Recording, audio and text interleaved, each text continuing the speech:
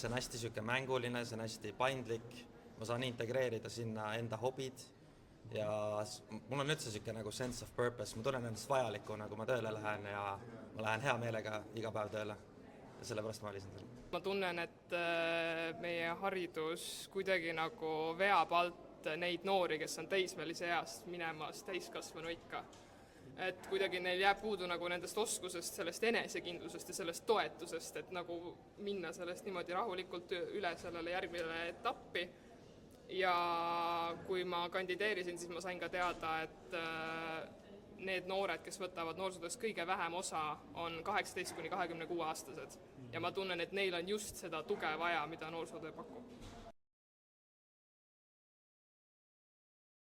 Ma arvan, et noorsootöö on väga vajalik, sest noorsootöö on nagu hea viis, kuidas nagu mänguliselt toetada ja lasta nagu noortel avaneda, areneda ja nii edasi.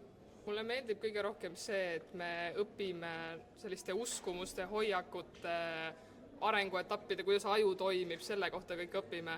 Ja see aitab sul tõesti nagu suhestuda ja mõista noori, milline nende see maailm on, milline nende sisemaailm on, kuidas nad kogevad kõike, saad aru, kuidas sinu käitumine mõjutab neid